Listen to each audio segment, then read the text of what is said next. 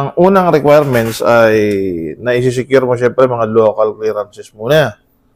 Ano ba yung local clearances? National Police Clearance, wag ka na mag-NBI. Barangay clearance, baka hanapin, court clearance, mayor's permit ba yun o mayor's clearance? Yung basta mga local clearances, alam mo na yun. Yung medical, wag ka na muna magpa-medical. Doon na yan sa training center, sabay-sabay na yan. Kasi ang medical niyan ay yung neuropsychiatric test asa yung drug test na kinukuha ay sa crime lab. Hindi pwedeng sa hindi pwedeng sa mga kung saan hindi accredited ng SOSYA. Ang susunod mong kukuhanin ay security license syempre. Ngayon, sigurado magtatanong ka, magpalakad ka. Siguraduhin mo yun na yung mag-aayos ng license mo ay meron kang opening report, closing report, GKE or General Knowledge Examination Result, ano pa ba, training certificate,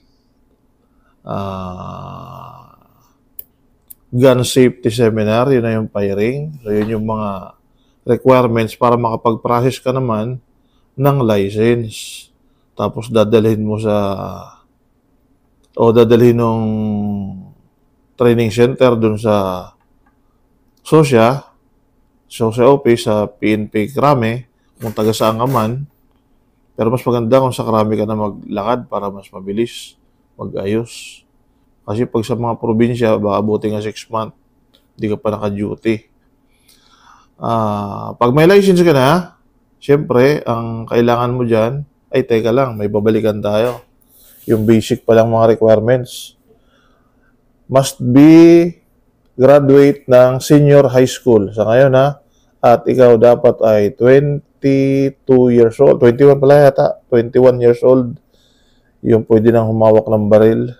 Pagka 20 years old, watchman ka lang. 18 to 20 years old, watchman, di ka pwede humawak ng baril. Tapos pag nakapag-process ka na ng license, doon ka pala mag-a-apply sa mga agency. Huwag kang mag-alala kung nasa training center ka, marami na nagre-recruit doon ng agency.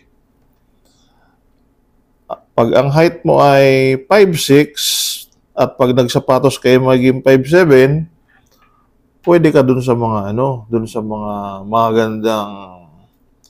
magandang client, magandang proponents. Pero pag ikaw ay 5'2", 5'3", hanggang 5'4",